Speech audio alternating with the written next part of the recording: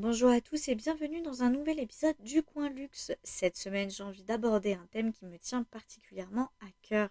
C'est de cette façon que j'ai commencé à connaître l'univers du luxe de toutes ses manières. Et je ne pense pas être la seule. Je parle bien évidemment du cinéma. C'est l'un des moyens les plus utilisés pour parler des marques de luxe. C'est ce qu'on appelle la communication silencieuse.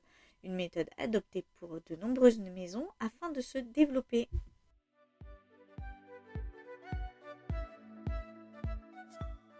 Le premier exemple qui me vient évidemment en tête, c'est Breakfast at Tiffany's ou Diamant sur canapé en français. D'abord par le film porté par Audrey Hepburn et Josh Pepper, et c'est seulement ensuite que j'ai lu le livre de Truman Capote. Pour ceux qui ne connaissent pas l'histoire, il s'agit d'une jeune femme new-yorkaise qui rêve d'épouser un homme riche, désinvolte et à la fois sûre d'elle. Son nouveau voisin, un écrivain, commence à s'intéresser à elle. Une histoire d'amour se construit sur fond de scandale dans une société où l'image est très importante. Alors, si le film s'appelle Breakfast at Tiffany's, ce n'est pas pour rien, puisque l'auteur s'est inspiré de la maison de joaillerie new-yorkaise, qui est le véritable fil rouge de cette comédie dramatique. En fait, ce qu'on retient, c'est surtout la scène d'ouverture, avec Audrey Hepburn dans cette robe noire, ses lunettes de soleil, en mangeant son croissant devant la vitrine de Tiffany & Co. C'est l'une des premières fois que le nom d'une maison de luxe est utilisé de cette manière et surtout comme un véritable rêve. De manière totalement implicite, la maison de joaillerie véhicule une image de rêve et d'objectif de vie à atteindre. Et cette façon de faire a été développée d'une manière assez similaire au fil des années. En effet, les chaussures Jimmy Choo ou Louboutin ont connu leur succès grâce à Sex and the City et ce que Carrie Bradshaw déclarait à leur propos. Il en va de même pour de nombreuses autres marques qui ont fait leur apparition tout au long des saisons et même de sa robe de mariée dans l'un des films de la série. On peut aussi citer les bottes Chanel dans Le Diable s'habille en Prada, ainsi que de nombreuses autres maisons de luxe. Des macarons Pierre Hermé au champagne, tout y passe dans la série Gossip Girl. Et ce n'est d'ailleurs pas la seule durant laquelle les réalisateurs et scénaristes collaborent ensemble et ça semble fonctionner pour faire rêver le public.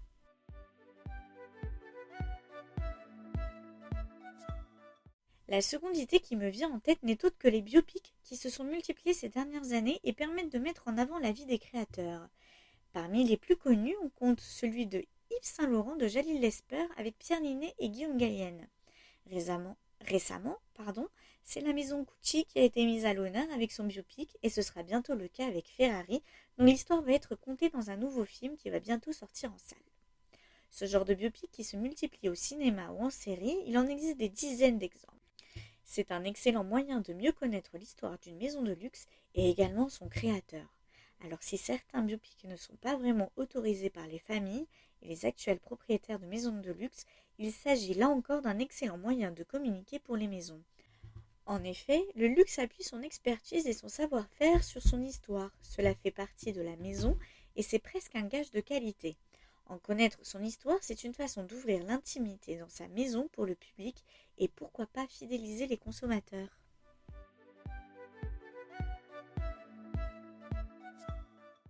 En avril de cette année, la maison Saint-Laurent a annoncé la création de sa société de production de films nommée Saint-Laurent Productions. Elle a d'ailleurs fait ses débuts au Festival de Cannes avec Strange Way of Life de Pedro Almodóvar. Je veux travailler avec tous les grands talents du cinéma qui m'ont inspiré au fil des ans et leur offrir un espace, explique Anthony Vaccarello, le directeur artistique de la maison dans un communiqué. Une très belle avancée pour la maison qui est la première à consacrer tout un pôle dédié à la production de films. David Cronenberg et Paolo Sorrentino font partie des cinéastes avec lesquels Saint-Laurent Productions a d'autres projets de sortie en préparation. Ces réalisateurs ne manquent jamais de m'ouvrir l'esprit et d'une certaine autre manière, la vision singulière et radicale qu'ils apportent au cinéma fait de moi la personne que je suis aujourd'hui, explique toujours Anthony Vaccarello. Depuis 2016, le directeur artistique réalise de nombreux costumes de films, comme c'est le cas de Jean-Paul Gaultier et bien d'autres dans le secteur.